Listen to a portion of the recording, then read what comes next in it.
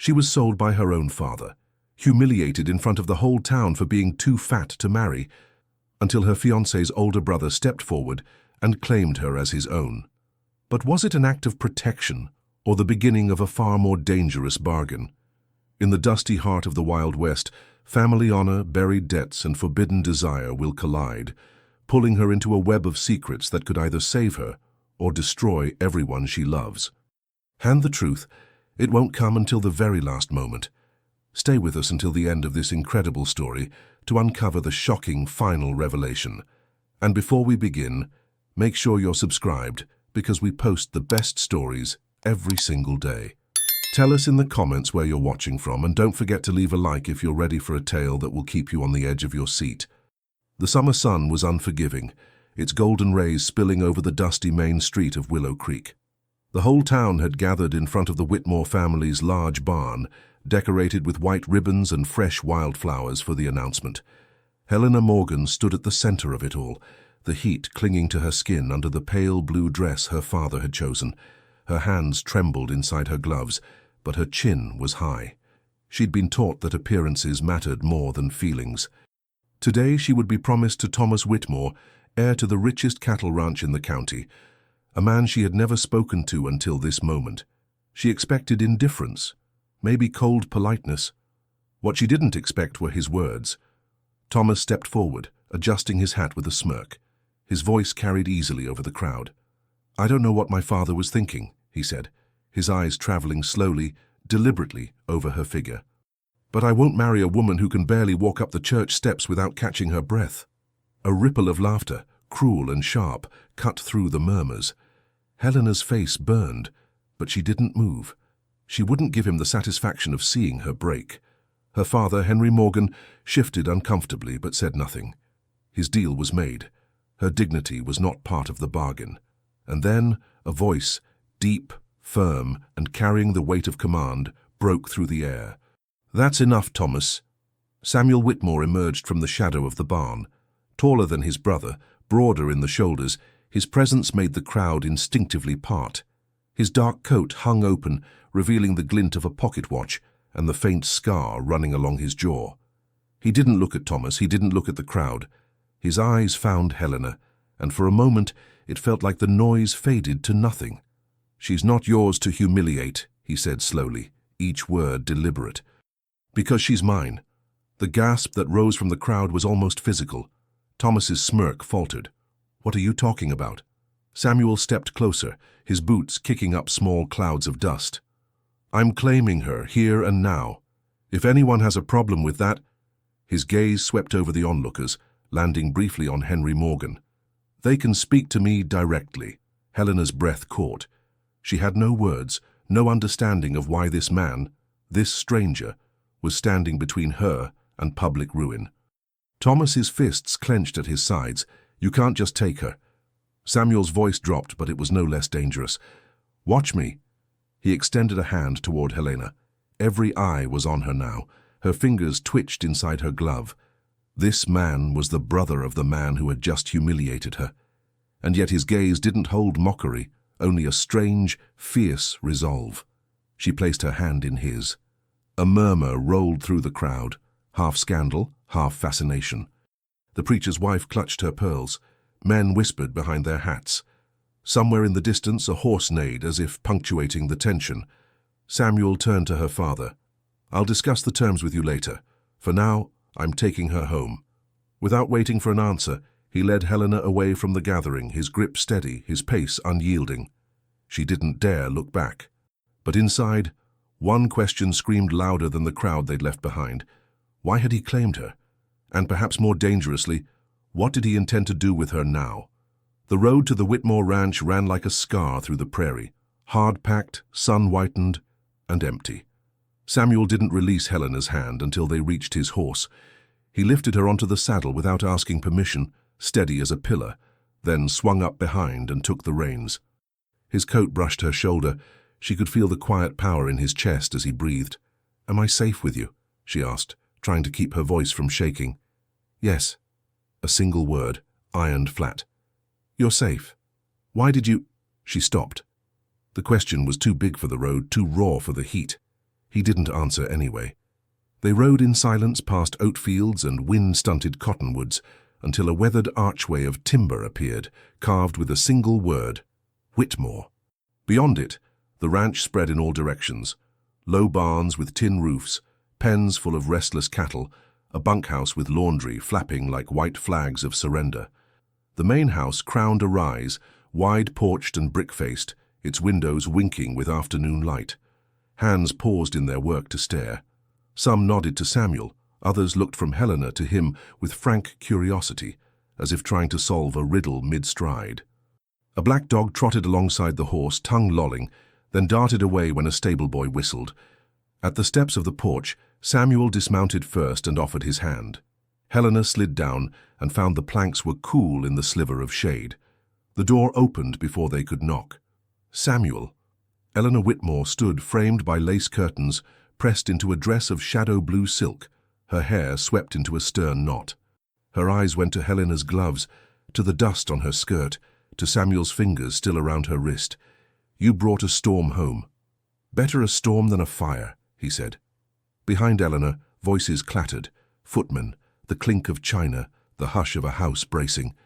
Then Thomas came from the side path, hat crushed in one fist, a flush crawling up his neck. "You've lost your mind," he said to Samuel. "You don't get to make claims like a cattle auction." Samuel stepped down from the porch without changing expression. "Another word to her, and I'll put you on the ground in front of the men you like to impress." Thomas's mouth worked. He glanced at Eleanor, who did not blink. "Mother?" "Not here," she said softly. "Not today." Her gaze returned to Helena. "Miss Morgan, you will come inside. You'll wash and rest. Whatever the town saw this morning, it will not be repeated under my roof." Helena followed her in. The entry smelled faintly of lemons and wax, the floorboards shining like still water. Family portraits lined the hall, stiff-backed ancestors, a patriarch with eyes that looked like Samuel's but colder. The housekeeper, a sturdy woman with a gentle mouth, approached with a folded towel and a pitcher. "I'm Margaret," she murmured to Helena. "You can lean on me if your legs are unsteady, dear." They led her up the staircase to a corner room overlooking the pasture. The bed was wide and crisply made. A porcelain bowl waited on a washstand, small steam ghosts rising from its surface. Helena sank into the chair by the window and realized her hands were shaking again. Margaret poured water. "I'll bring tea and a bite to eat. Mr. Samuel asked for a tray to be sent here and nowhere else." Helena pressed her lips together. "Mr. Samuel," she repeated, as if the name might answer every question. "Does he always decide for everyone?" Margaret's eyes softened. "He decides when no one else will." When Helena was alone, she stood and touched the window pane. The glass was wavy, imperfect, the world beyond it blurred, then sharpened as her breath cleared. Men moved ant-like across the yard. Thomas paced at the edge of the porch, throwing glances toward the door, but he did not enter. And Samuel, he was at the hitching rail with the foreman, sleeves rolled back. A pale rope of scar ran along his forearm, disappearing into the cuff. He gestured once and two ranch hands hurried away. He carried his authority like something earned the hard way, not inherited. Helena turned to the wash basin and splashed her cheeks. The cool water stung, then soothed. She wanted to ask herself if she was angry or grateful or both.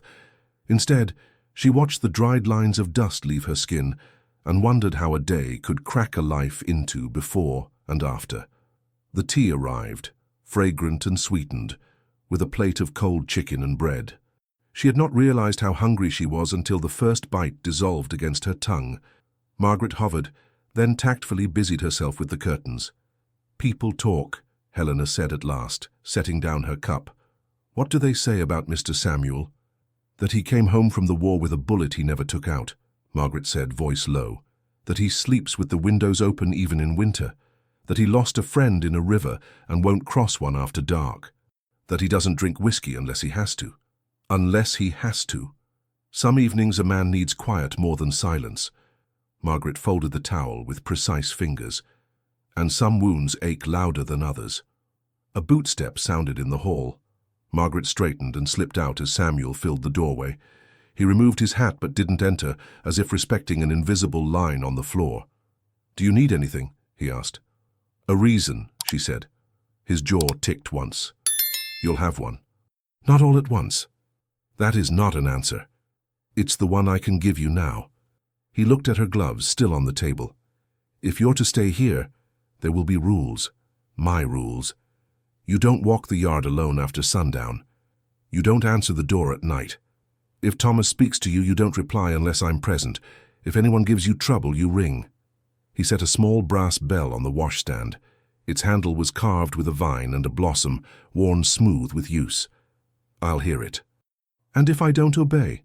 She surprised herself with the question, the edge in it, the muscle. Then I failed to make the rules good enough to keep you safe. He tipped his hat toward the hall. Rest. There'll be worse weather by evening. He left before she could ask what kind of weather came without clouds. By late afternoon, the house had shifted into its evening rhythm. Buckets thumped. Someone whistled in the yard. The kitchen chimed with pots and laughter. Helena found herself wandering the upstairs hall, careful as a trespasser. The Whitmore portraits watched her pass.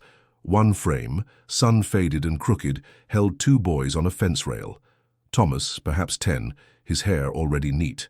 Samuel, taller, grinning at something out of frame, a slingshot tucked in his pocket. A boy who hadn't yet learned to speak like a blade. At the far end, a narrow corridor bent toward the back staircase. An open door revealed a room lined with shelves, a study or office, the air dry with paper and gun oil.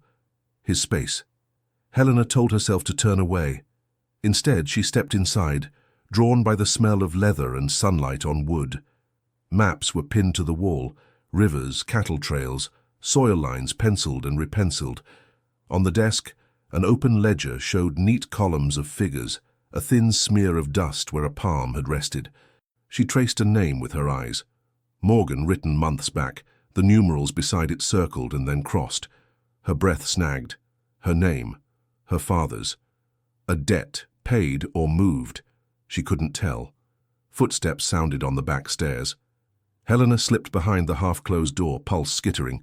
She tasted metal in her mouth like fear or coin. Samuel entered with the foreman, a rangy man with hay in his hair. They spoke low, the words unforgiving. "Carter," Samuel said. "Cut Thomas off. No more markers at the saloon. If he comes asking, send him to me. And if he comes with a gun, then send his gun to me too." Paper rustled. "I want the east fence line checked by dawn. The river washed it out 2 weeks ago, and the calves are slipping through." "Already on it," Carter said. A pause, then softer. "You sure about this, girl? The town's buzzing like a jar of hornets. Judge Barkley won't keep out of Whitmore business forever." "I don't need Judge Barkley," Samuel said. "I need a night without anyone shaming her in my name." "In your name," Carter repeated like turning a coin. "That's what I was asking." A silence, deep enough that Helena could hear the clock in the hall mark off 3 small seconds. "I warned Henry Morgan months ago," Samuel said finally. "He made his choice. I made mine." Carter let out a breath that might have been a whistle if he'd dared. "You still carrying that pocket watch? The one with the wrong initials?" "Not wrong," Samuel said. "Just not mine." A drawer slid, a hinge whispered. "Get some sleep if you can. We'll need all our wits by morning." They left the way they came. Helena stepped from her hiding place and pressed her hands to the desk to stop them shaking. He warned Henry months ago. What did that mean? The ledger page lay open still, her name glinting like a fish in a shallow stream. She reached for it, and her fingers brushed something cold. A silver pocket watch lay at the desk's edge, chain looped like a question mark. She flipped it open. The glass was scratched, the hands steady. On the inside lid, an engraving. A.W., not S.W., not Samuel. Who was A.W.? She closed the watch and set it exactly where it had been. The room felt thinner now, stripped of air.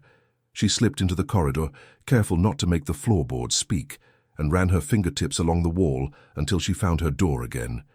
Evening bled into night. A sliver of moon climbed the sky. Margaret brought stew and a slice of apple tart and a candlestick with a brass saucer that doubled as a handle. Helena ate without tasting. The bell sat beside her hand. When the house quieted, the quiet wasn't peaceful. It was the kind of silence that waited. A knock tapped once at her door. She nearly dropped the spoon. "Yes." Samuel's voice came through, lower than before. "May I come in?" She hesitated, then turned the latch. He entered and stayed near the threshold, eyes flicking to the tray, to the untouched tart. He smelled faintly of saddle soap and cedar. "I owe you more than rules," he said. "I owe you something true." He looked at his hands, as if choosing which truth might fit. "When I said you were mine, it wasn't gallantry. It was necessity. Thomas planned to make a show of you and keep making one, and I needed a faster word than the law has. That is not a reason. That is a bruise with a ribbon on it." His mouth tugged, almost a smile. "You're right. Here's more. Your father's debts were lined up like bottles on a fence. Somebody was going to shoot them down. I kept the bullets from being aimed at you. How long have you been keeping bullets from me?" "Long enough to know I can't stop all of them." He tipped his head. "Long enough to know I want to try." She should have been angry. She should have been offended by his language. Mine, keeping, try. But the words landed like promises, not claims, and behind them she glimpsed a man standing between her and a road full of stones. He glanced toward the window. "A rider's coming." Hoofbeats drummed the yard, quick and urgent. Samuel moved to the glass. A man swung down from a foam-laced horse and took the steps 2 at a time, hat crushed in his fist. Eleanor met him at the door. They spoke. The rider thrust a sealed envelope into her hand. She turned and called for Samuel without raising her voice at all. He looked at Helena once as if to fix her in place, then left. The hall swallowed his steps. Helena stood in the center of the room with her candle guttering and felt the house lean toward whatever news had arrived. When he returned, the letter was open in his fist, the seal broken along a jagged line. He shut the door behind him and let out a breath that barely moved the air. "Thomas has filed a petition," he said. "He's petitioned Judge Barkley to nullify my claim and enforce the original contract with your father. The judge means to hear it at first light." "What does that mean?" Helena asked, though her body already knew, already felt the floor tilt. "It means the law might try to carry you back to him before the sun is high." Samuel's eyes were steady, almost gentle. "Unless I find a better law." "What better law?" Her voice was too loud in the small room. He hesitated. Something in his face softened, then set. The kind that was written before today. He turned as if to leave, then stopped. "Lock your door. Don't open it to anyone but me or Margaret." He paused once more, an inch from saying something else, then thought better of it and was gone. Sleep did not come. Helena drifted between the candle's slow drowning and the moon's cold shoulder. Somewhere in the middle of the night, when even crickets had grown tired of their own song, she found herself back in the study, barefoot, the bell in one hand, the candle in the other. She told herself she was looking for answers. The truth was, she was looking for proof she wasn't dreaming. The ledger waited. So did the pocket watch. She opened the drawer Samuel had opened earlier, heart thudding against her ribs. Papers whispered, edges rasping. Under a stack of receipts lay a folded document on heavy cream paper. She lifted it, smoothed it against the desk, and read the first line. "Application for marriage license, County of Caldwell." Below that, 2 names in ink. One she knew by heart, written in careful, practiced letters. Samuel Whitmore. And beside it, in a hand she knew only as her own, Helena Morgan, dated 3 weeks before the day he claimed her in the dust. The hallway creaked. A shadow crossed the threshold of the study. The candle flame stuttered as if someone breathed on it. "Miss Morgan," a voice said, quiet as a lock turning. And Helena, the paper trembling in her hands, did not know whether to hide it, hand it over, or ask him why he had been carrying their future in his desk long before she ever set foot in his house. The study smelled of dust and something sharper, ink or secrecy. Helena's fingers tightened on the folded license. In the doorway, the figure stepped closer, the faint lamplight catching on silver hairpins. It wasn't Samuel. Eleanor Whitmore regarded her with the same composure she might reserve for a chessboard. "I wondered," she said softly, "when curiosity would bring you here." Helena swallowed. This was in his desk. She didn't unfold the paper. She didn't have to. The weight of it was plain between them. Eleanor's gaze flicked to the desk, then back. "There are many things in this house that were meant to be found only when the time was right. Samuel keeps his own counsel. You'll learn that, or you'll suffer for it." "Why? Why would he have this?" The older woman's lips pressed into a thin line. "Some truths are worth more than their timing. I suggest you put it back before timing turns against you." Footsteps sounded on the front porch, measured, heavy. Helena's breath caught, but Eleanor's expression didn't change. She stepped forward, took the license from Helena's hand without force, and slid it into the desk drawer. "Come," she said. "It's late, and there are ears in this house that like to wander." Helena followed her into the hallway, the floorboards groaning under their weight. Somewhere below, a door closed, and male voices rose in tight exchange. She recognized Samuel's, low and restrained, and Thomas's, pitched higher with irritation. "Not your decision to make," Thomas hissed. "It became mine when you made it public," Samuel replied. "You think you can just claim her and rewrite the agreement?" "The judge is a man I've known longer than you've been shaving," Samuel cut in. "If you believe his word will outlast mine, you're welcome to test it." Helena slowed, pressing against the wall. Eleanor's hand tightened briefly on her arm, a silent warning not to linger, but the voices carried regardless. "She doesn't belong here," Thomas snapped. "And when the judge rules, she'll be gone." "You're wrong about that," Samuel said. A beat of silence, then Thomas's voice again, softer but colder. "Then you'd better hope she doesn't hear what people are saying about her in town, because when she does, you won't be able to keep her." The conversation broke off with the sound of a door swinging shut. Eleanor led Helena back to her room and closed the door behind her. "Sleep," she said, though her tone made it more an order than an invitation. "Morning will come quickly." But morning didn't come quickly. It came suddenly with the clap of hooves and voices calling in the yard. Helena rose and crossed to the window. Below, two ranch hands unloaded sacks from a buckboard. One, a broad man with a red kerchief, glanced up and caught her eye. He tipped his hat, then gestured toward the main road with a jerk of his chin, as if telling her to look. Dust was rising there, kicked up by a rider coming hard into the ranch. The man leaned forward in the saddle, hat low against the wind. When he reached the yard, Samuel was already there to meet him. Helena couldn't hear the words, but she saw the messenger lean down and speak fast, saw Samuel's jaw tighten. A folded sheet of paper passed between them, and Samuel's eyes flicked once toward the house, toward her window, before he turned on his heel and strode inside. Moments later, there was a knock. She opened the door to find him holding the paper. "Read it," he said simply. It was from a man named Carter, written in quick, uneven script. Thomas's debts called in. Ode to a man in Abilene, James Odell. Odell means to collect in person. 2 days' ride. Says he'll take cattle or coin or anything else of value. Helena lowered the paper. "Anything else of value," she repeated. Samuel's expression didn't shift, but his eyes were hard. "Odell's not a man who bluffs. He has no use for cattle unless they're leverage. And coin, Thomas doesn't have it." "You think he'd—" "Yes," Samuel said before she could finish. "If it served him, Thomas would offer you as payment in a different kind of bargain." Her stomach turned cold. "And the judge's hearing?" "Still at first light tomorrow, but now there's another shadow in the room." A knock came from behind Samuel. Margaret, pale, holding a folded handkerchief. "Mr. Samuel." "Thomas is gone." Samuel turned. "Gone where?" "Stables empty. He took the bay mare." He didn't curse, but the way his shoulders tensed was worse. "Odell's not supposed to be here for 2 days. If Thomas rides to meet him—" "He'll cut the days in half," Helena finished. Samuel's gaze fixed on her, unreadable. "Get your riding clothes. We leave in 10 minutes." Helena stepped back. "Leave? To where?"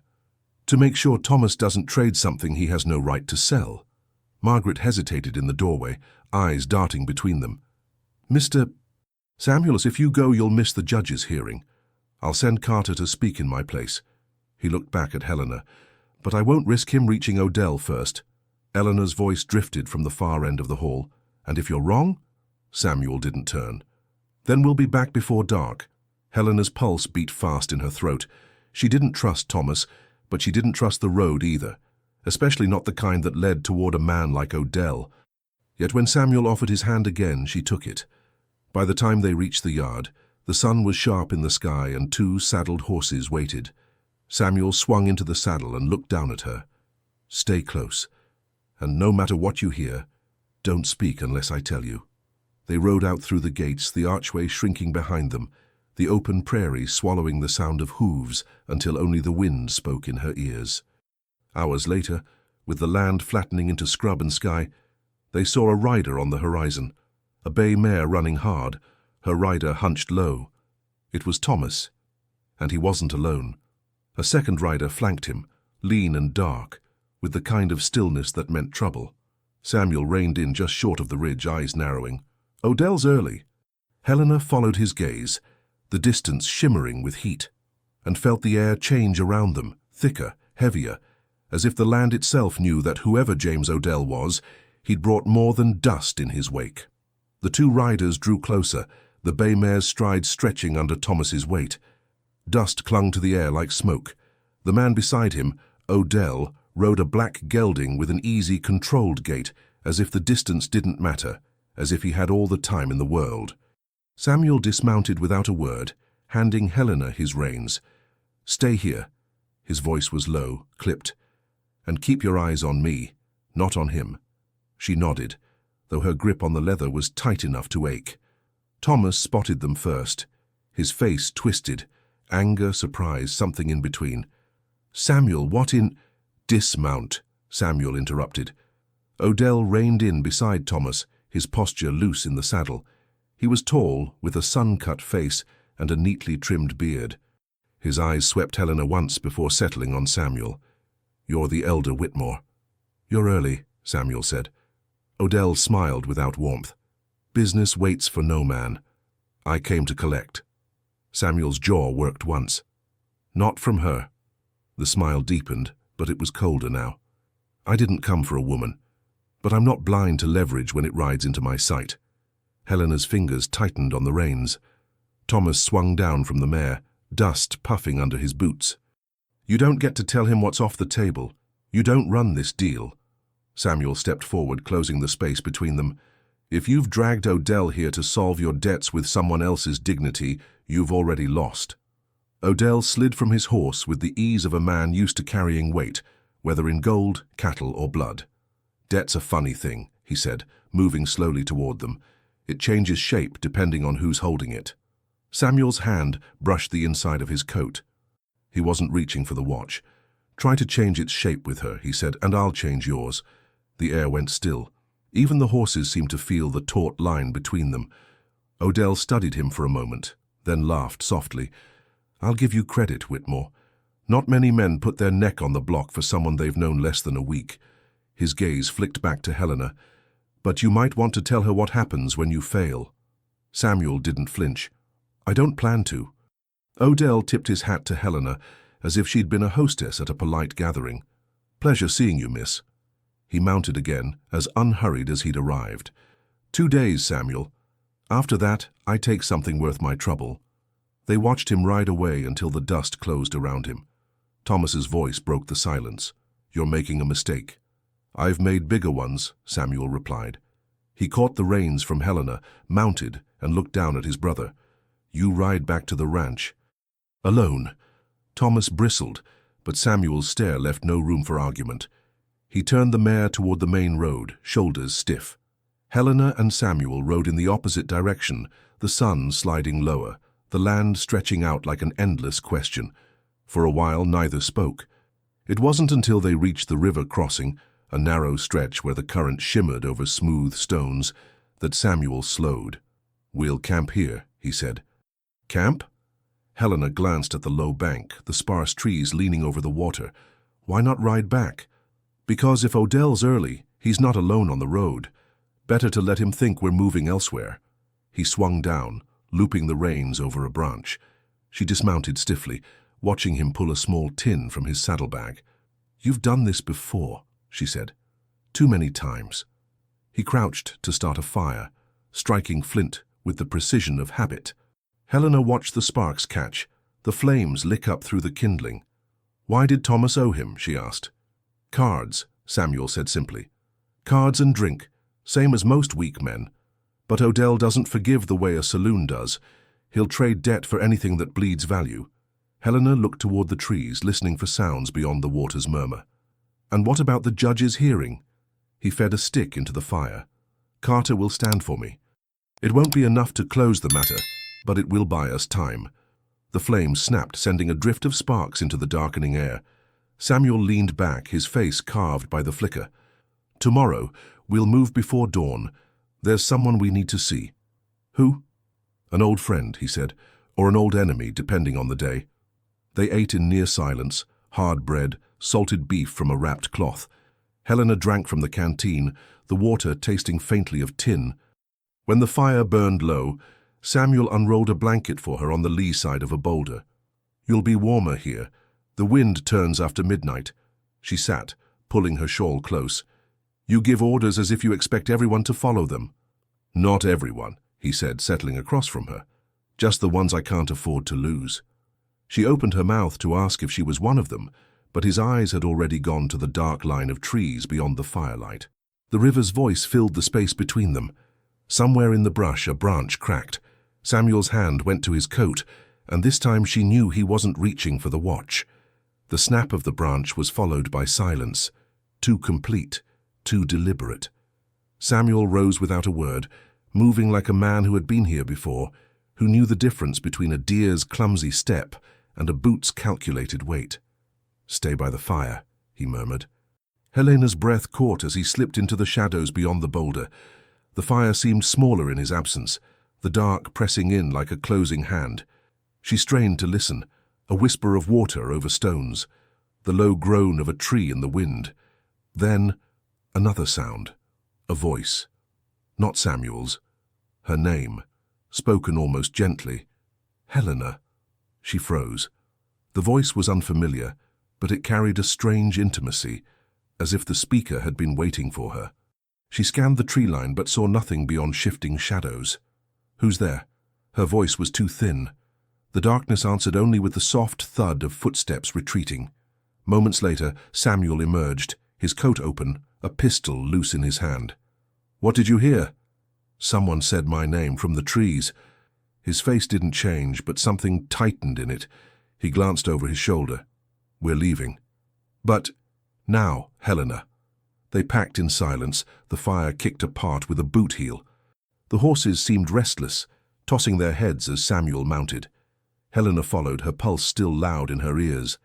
They rode through the dark until the horizon blushed with first light, the river far behind them. By mid-morning, a shape emerged ahead. A weathered ranch house smaller than Whitmore's, with shutters hanging askew and fields gone to seed. A woman stood on the porch, tall and severe in a faded dress, her grey hair pulled tight. "Eleanor," Helena whispered. Samuel didn't answer, but when they reached the yard, Eleanor stepped down from the porch as if she'd been expecting them. "You rode hard," she said. "Odell's in the county," Samuel replied. Her eyes flicked to Helena, then back to him. "Then we don't have much time." Inside, the house was cooler, dimmer, the air smelling faintly of lavender and paper. Eleanor led them to a parlor where heavy curtains blocked the sun. She poured coffee without asking, set the cups down with a precise hand, and sat opposite them. "I'm going to speak plainly," she began. "Helena, you need to know why this family's name is worth both keeping and destroying." Helena leaned forward despite herself. 30 years ago, Eleanor said, Whitmore cattle ruled these plains, but cattle die in drought, and fortunes rot in the wrong hands. My husband took a loan, quietly, from a man who made his wealth in ways polite people don't discuss. When the drought came, he couldn't repay it. The man offered another solution, a marriage between his bloodline and ours. Her eyes held Helena's. "That man was your grandfather." Helena's fingers tightened on her cup. "My grandfather?" Eleanor nodded. "Your father's side. The marriage was never sealed. Your mother refused, but the debt was never cleared either. That paper still exists. If Odell can get his hands on it, he can force a claim through you, Helena, as the last woman in that line." Samuel's jaw set. "That's why I claimed her, to keep her out of reach." Eleanor's gaze flicked to him, unreadable. "And yet you've done it, without telling her the whole truth." Helena's pulse quickened. "What truth?" Eleanor didn't answer immediately. She rose, crossed to a cabinet, and pulled out a small wooden box. From it, she drew a folded document and laid it on the table. "This is the original contract," she said. "It names the families, the conditions, and the forfeit if the terms are not met." Helena reached for it, but Samuel's hand came down on hers, firm, almost pleading. "Not now." Eleanor's mouth curved in the faintest of smiles, though it didn't reach her eyes. "You can't protect her forever, Samuel. At some point, she has to decide whether she's running from her blood or using it."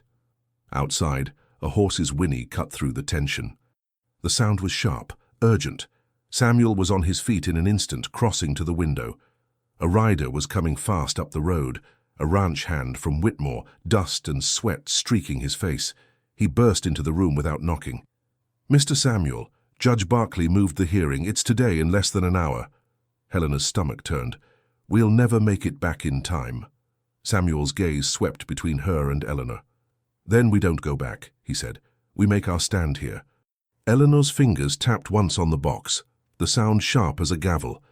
"Then you'd better be ready to tell her everything before they arrive." Samuel's eyes met Helena's. Something in them warned her that whatever came next would change not just her place in this house, but her understanding of the man who'd claimed her in front of the whole town. And somewhere in the distance, faint but rising, the sound of more than one set of hooves began to fill the air. The sound of hooves grew louder, the rhythm uneven, multiple riders, some slowing, some pressing ahead. Samuel moved to the doorway, the morning light cutting across his face like a blade. "They're coming from 2 directions," he said, scanning the rise beyond the fence line. "One group from the judge, the other from town." Helena stepped to the window. Dust plumes coiled upward where the riders crested the ridge. Even at this distance, she recognized the bay mare Thomas had taken. Her pulse skipped. "Stay back," Samuel told her, his tone leaving no room for protest. He turned to Eleanor. "If they want her, they'll have to come through me." Eleanor's voice was calm, almost cold. "Then you'd better be prepared for what they'll say to get to her." "What do you mean?" Helena asked. Eleanor didn't look at her. "A rumor's already spreading through town that you and Samuel shared more than a roof the night he brought you from the square." Helena felt the air leave her chest. "That's a lie." "It doesn't matter," Eleanor said. "By noon it will be truth to anyone who wants it to be." Samuel's eyes darkened, but his voice stayed even. "Who started it?" "Someone who benefits from her name being worth less," Eleanor replied. "My guess is Thomas." The riders reached the yard.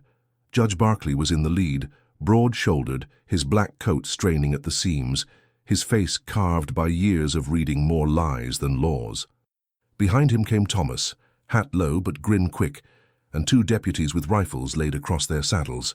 Samuel stepped onto the porch as the group reined in. "Judge." Barkley removed his hat, though the gesture felt more form than respect. "Samuel, we moved the hearing here to save time. I hear you've been busy." "Busy keeping what's mine safe," Samuel said. Thomas swung down from his horse, boots crunching on the gravel. "And I'm here to take back what's mine." "She's not yours either," Thomas cut in. "The judge will see the contract my father signed with Henry Morgan." The judge's eyes slid past Samuel to the doorway, where Helena now stood. "Miss Morgan, I'll need you to step outside." Samuel's voice sharpened. "She's not stepping anywhere without hearing the charges first." "It's not a charge, son. It's an enforcement of contract," Barkley said. "You've got no lawful claim." "That's not entirely true." Samuel turned to Eleanor. "Bring the paper." Eleanor's steps were slow, deliberate, as she crossed the parlor with the wooden box. She placed it on the porch rail and opened it, revealing the folded license Helena had seen in his desk. Samuel took it, holding it up so the judge could see. "Filed 3 weeks ago. County clerk's seal signed by both parties. This is my claim." Thomas's face went pale, then red. "You forged that." Helena's voice rang out before she could think. "No, he didn't. That's my handwriting." The judge studied the paper, thumb rubbing the edge. "Well now, this complicates things." "Not as much as what's coming," Samuel said, his eyes never leaving Barkley's. "Odell's in the county. He's got his eye on the Morgan-Whitmore debt. If Thomas delivers her, Odell will own more than either of us want." A flicker passed through the judge's expression. Recognition, maybe fear, but it vanished quickly. "All the same, I'll need to hear testimony before I settle anything." Thomas smiled thinly. And I'll be happy to give mine, along with what I know about the kind of nights my brother spends in the company of—" Samuel moved so fast, Helena didn't see it until his hand was gripping Thomas's collar, forcing him back against the hitching post. The deputies reached for their rifles, but the judge raised a hand. "That's enough," Barclay said. Samuel released him, the air between them burning with words unsaid. He turned to Helena, his voice lower, but no softer. "Go inside now." Helena obeyed, retreating into the dim cool of the parlor. From the window she watched the judge speak to Samuel, their heads close, their expressions taut. Thomas stood apart, rubbing his neck, his glare darting toward the house. Margaret appeared at her side, wringing her apron. "This will get worse before it gets better," she murmured. Helena's chest tightened. "What happens if the judge rules against him?" "Then Mr. Samuel will have to decide whether to follow the law or break it." Helena turned back to the yard, just as the judge swung into his saddle. He tipped his hat toward Eleanor, then to Samuel, and the riders moved off the way they'd come, except for Thomas. He stayed. Samuel came back inside, his face unreadable. "The judge will return tomorrow for a formal decision. Until then, Thomas is staying at the ranch." "With us?" Helena asked. "With me watching him," Samuel corrected. "If he leaves my sight, it'll be to meet Odell, and I won't let that happen." Helena felt the words settle into her like stones, heavy, unyielding. Thomas in the same house, the rumor thickening in town, Odell's shadow stretching closer. "What will you do?" she asked. Samuel met her eyes. "Whatever it takes to keep you out of both their hands." It wasn't a promise. It was a vow. And it left her wondering how far a man like Samuel would go when the law stood in his way. Outside, Thomas led his mare toward the corral, his smile faint but certain. He glanced once toward her window, and she understood. Whatever game they were playing, he'd just decided to raise the stakes. Night on the Whitmore ranch was not quiet. It breathed. Crickets scraped their songs from the grass, cattle shifted in the pens, and the wind threaded itself through the fence posts with a low, steady hum. Helena sat on the porch, shawl wrapped tight, watching shadows ripple under the moonlight. Samuel was somewhere beyond the barn, walking the perimeter with a lantern. Since returning from Eleanor's, he had not spoken much. Thomas kept to the bunkhouse, though the light from its window burned late, as if he were writing or waiting. When Samuel returned, the lantern swinging low in his grip, she noticed the weariness in the slope of his shoulders. He set the light down and eased himself into the chair beside her. "You haven't slept," she said. "Not yet." His voice was quiet, the rasp of a man whose thoughts were heavier than his body. Too much to do before morning. Her gaze fell to the pale line of scar running along his forearm, half lit in the lantern's glow. "You've had worse nights," she guessed. He looked at her, and for a moment the guardedness dropped. "You could say that." She waited, letting the silence coax him. Finally, he spoke. "I was 19 when I enlisted," he began. "Didn't know a thing about war except the stories older men told in the saloon. Thought it'd make me a man faster than the ranch ever could." His eyes fixed somewhere past her, into a memory. "First winter, we were posted along the Red River, cold enough to make your bones feel like glass. We built fires with wet wood, ate bread hard as fence boards. Every night, we could hear the other side across the water. Sometimes they sang, sometimes they screamed." Helena's hands tightened in her shawl. "You fought?" "Sometimes." His jaw shifted. "Sometimes we just waited. Waiting's harder. You start thinking about the day someone's bullet will have your name on it. One night, my closest friend, Anderson Ward, went out to check the banks. He never came back." She remembered the initials on the pocket watch. "AW." Samuel nodded slowly. "I found it in the mud near the river. Been carrying it ever since. Reminds me that some debts you can't pay with coin." Helena's throat tightened. "What happened to him?" His voice dropped. "The river took him, or the men on the other side did. Either way, I couldn't cross after dark to bring him back. That's a weight you learn to live with, but it never gets lighter." The wind shifted, carrying the faint creak of the corral gate. Samuel's head turned sharply. "Stay here." She caught his sleeve before he could stand. "If it's Thomas, it might not be." He crossed the yard, lanterns swinging in an arc that lit the fence line. Helena rose, stepping to the edge of the porch. From there she saw it, a section of the east fence sagging open, the wire cut clean. Beyond it, the dark shapes of cattle already drifting toward the low hills. Samuel cursed under his breath, his voice carrying enough to rouse 2 ranch hands from the bunkhouse. "Get them back in before they scatter." Thomas appeared at the corral too quickly, as if he'd been waiting for the commotion. "Fence just gave way?" he asked, feigning surprise. Samuel didn't answer. His eyes narrowed. "Cut, not broken." Helena felt the tension from where she stood. The men worked to drive the cattle back inside, but the gap in the fence was wide, and the herd restless. By the time the last animal was corralled, the moon had shifted west, and the smell of trampled grass hung in the air. Samuel walked the line of the fence, crouched, and picked something from the ground, a scrap of cloth, dark and stiff.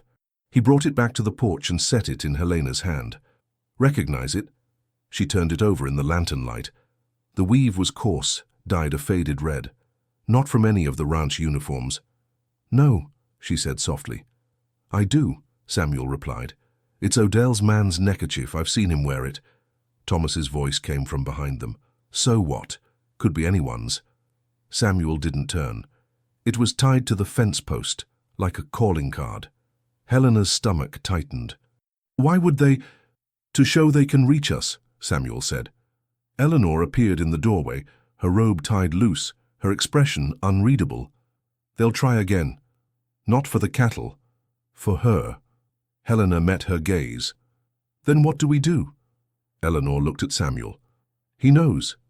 Samuel's eyes stayed on the dark horizon. "We move her before the judge's decision. Tonight." Thomas laughed once without humor. "And where will you take her? Every road in and out of here has someone watching." "Odell will see you coming." Samuel finally faced him. "Then I'll make sure he's looking the wrong way." Helena stepped forward. "And if the wrong way costs you more than you can pay?" Samuel's mouth curved, but it wasn't a smile. "Then I'll pay it anyway." Somewhere far off, a coyote called into the night, its cry thin and haunting. Helena couldn't tell if it was a warning or an answer to a question she hadn't dared ask yet. The ranch slept lightly that night, as if every wall and beam could feel the tension pressing in from the horizon. Helena sat at the small table in her room, the brass bell Samuel had given her glinting in the lamplight. She turned it in her hands, wondering if it could truly bring him as quickly as she'd need. A knock came, not urgent, but deliberate. She opened the door to find Eleanor, already dressed as if for travel, her hair pulled into its usual severe knot. "Come with me," Eleanor said. Quietly, Helena followed her down the back stairs, through the narrow corridor that led to Samuel's office. Eleanor lit a single lamp on the desk, its glow revealing the box Helena had seen before. This time, Eleanor didn't hesitate. She opened it and drew out a bundle of papers bound with a faded ribbon. "You've been told part of the story," Eleanor said, "but not the part that explains why your father agreed to sell you into marriage without a second thought." Helena's pulse quickened. "Samuel said it was about debts." Eleanor nodded. "Debts, yes, but not his own.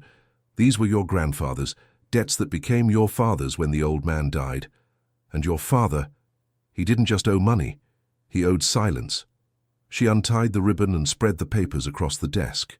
Ledgers, handwritten notes, receipts, names she didn't recognize. "What is this?" Helena asked. "Proof," Eleanor said, "that Henry Morgan laundered Odell's money through cattle and cotton for nearly a decade. Your father made himself useful to dangerous men, and in return they kept his land from being seized." Helena's breath caught. "And when they wanted payment, they called for you," Eleanor finished. "Marriage into the Whitmore family was supposed to seal the arrangement.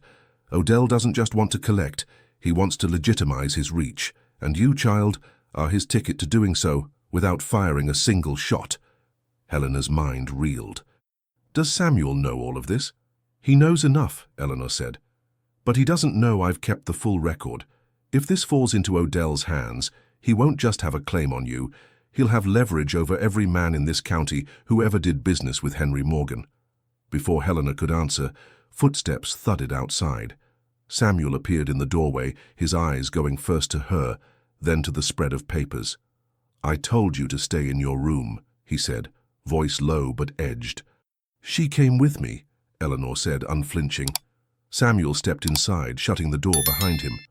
Why now? He asked Eleanor. Because if you move her tonight, you'll be walking blind without knowing how deep the hole is.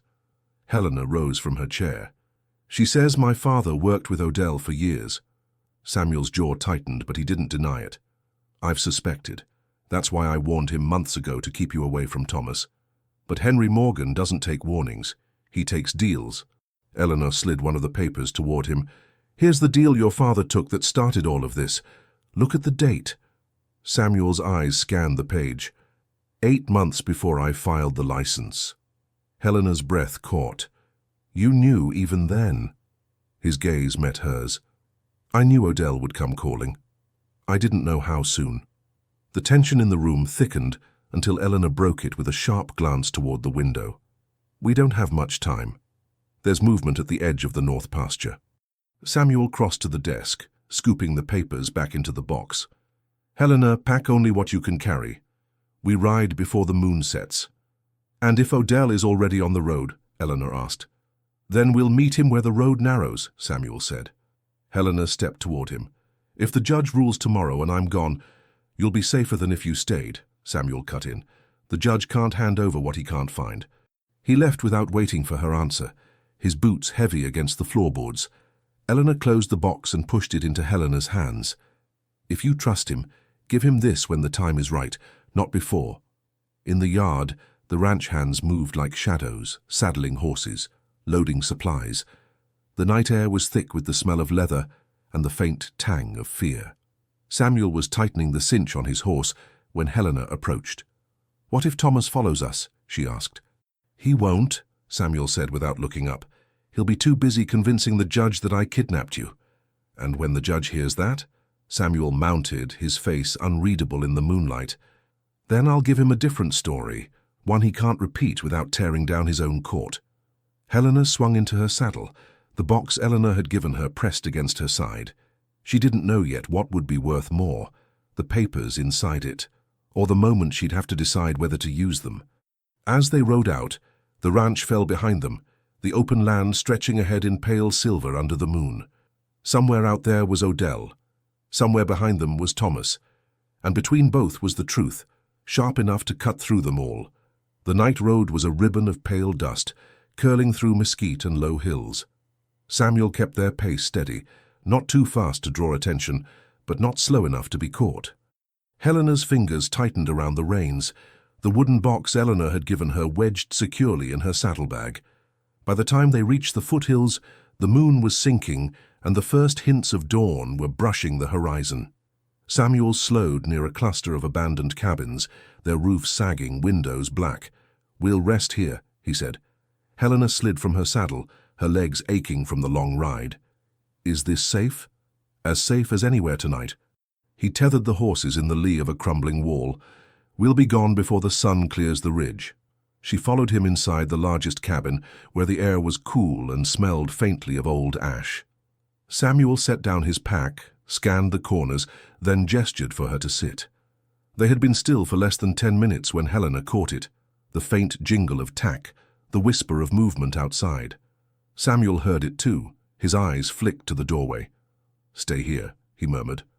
But before he could move, the door burst inward. Thomas stood there, pistol in hand, his face twisted in something between triumph and fury. Behind him were 2 men Helena didn't recognize, both carrying rifles. You run well for a man pretending to be innocent, Thomas said to Samuel. The judge will be real interested in why you're hiding her out here. Samuel's stance didn't change. Put the gun down. Thomas smirked. Not until I get what I came for. His eyes shifted to Helena. You're coming with me. She's not going anywhere, Samuel said. One of the riflemen moved to the side, blocking the window. The other stepped inside, his gaze lingering on Helena in a way that made her skin crawl. Samuel's hand twitched toward his coat, but Thomas noticed. Don't, Thomas warned. You're outnumbered, brother, and these men work for someone who pays better than cattle. Odell, Samuel said flatly. Thomas smiled. You catch on quick. Helena's breath came fast. Why give me to him? Thomas shrugged. Because I'd rather owe him nothing than owe you my name.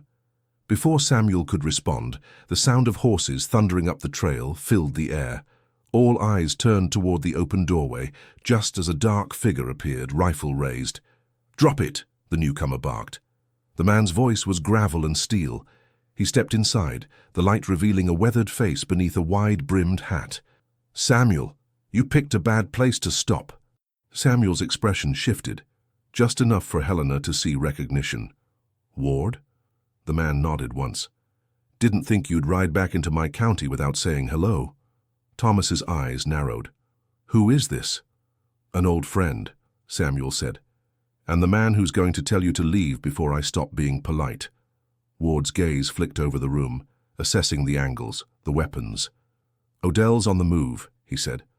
"Burned a freight wagon last night near the river. Left it in the road as a warning." Helena's stomach dropped. "A warning to who?" Ward looked at her. "To anyone keeping what he thinks is his." The rifleman shifted uneasily. Outside, the wind carried the faint smell of smoke, not from the cabin, but from somewhere farther down the valley. Samuel's eyes narrowed. "He's burning us out," Samuel said. Ward nodded. "And he's not far." In a blur, Samuel moved. His hand shot to Thomas's wrist, twisting until the pistol clattered to the floor. Helena backed against the wall as Ward leveled his rifle at the two hired men. "Get out," Ward ordered. "And tell Odell if he wants her, he'll have to ride through hell first." The men hesitated, then bolted, their boots kicking up dust. Thomas lingered just long enough to throw Helena a glare sharp enough to cut, before following them out.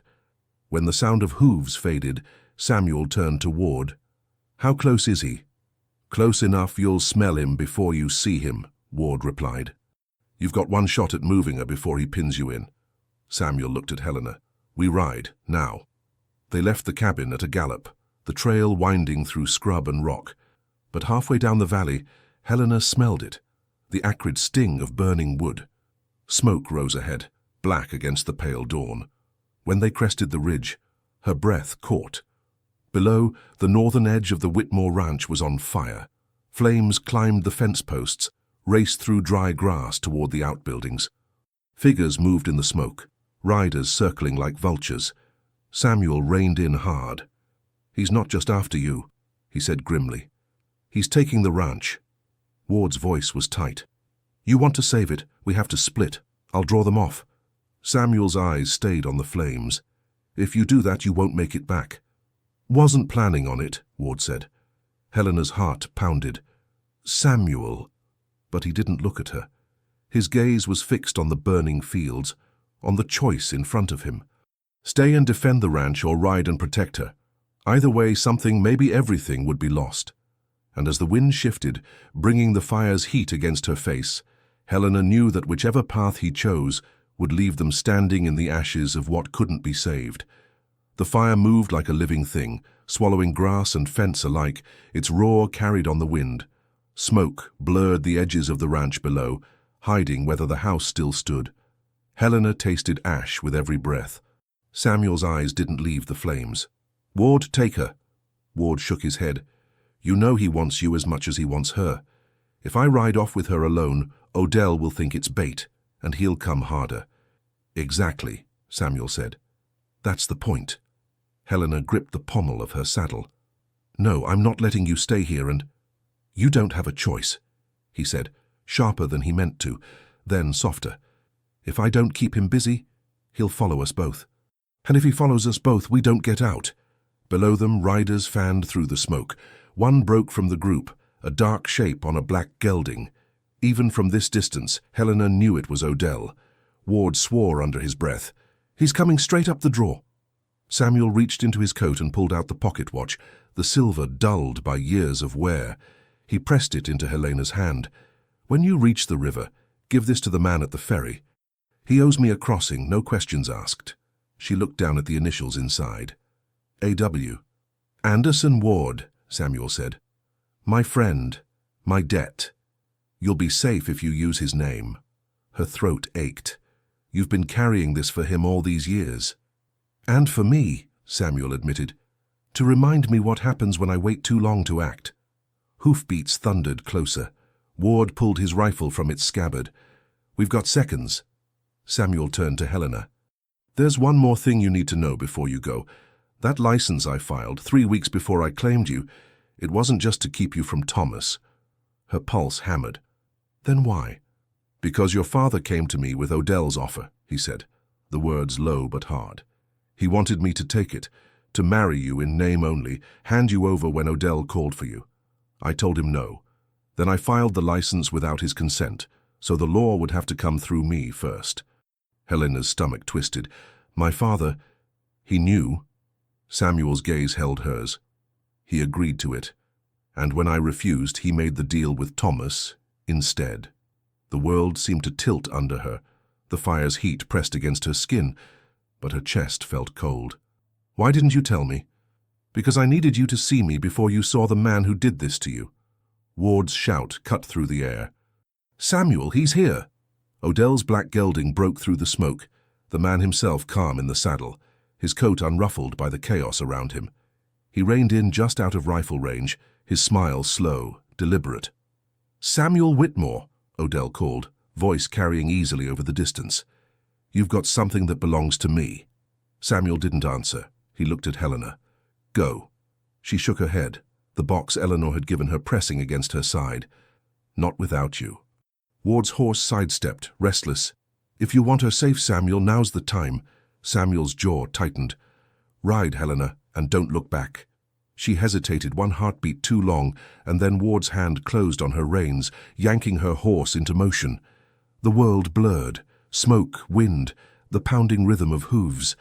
She risked one glance over her shoulder. Samuel was still there, walking his horse forward to meet Odell head-on, the fire throwing his shadow long across the ridge. Ward drove them hard toward the river, the air cooling as the smoke thinned. The ferry came into view, a flat raft tethered to a thick rope spanning the current. A man in a battered hat stepped forward as they approached. Helena slid from the saddle, pressing the pocket watch into his hand. Anderson Ward. The man's eyes narrowed, then softened. Load her up, quick now. As the ferry pushed into the current, Helena stood at the rail, the wooden box clutched tight, the water tugging at their wake. On the far bank, safety waited, or something close to it, but her eyes stayed fixed on the ridge they'd left behind, where the glow of the fire pulsed against the sky like a heartbeat. And in that glow, for a moment, she swore she saw two riders, locked in a slow, deliberate circle, Samuel and Odell, neither willing to break away. The current carried her out of sight, but the question burned hotter than the flames. Would Samuel be there when she returned, or had he just traded himself for her freedom? And that's how a woman sold by her own father found not just protection, but a love strong enough to defy the law, her family, and the most feared man in the county. But tell me, what would you have done in her place? If you enjoyed this story, make sure to subscribe because we post the very best every single day. Leave a like if this ending moved you, and let us know in the comments where you're watching from. Your support helps us bring you more unforgettable stories like this one.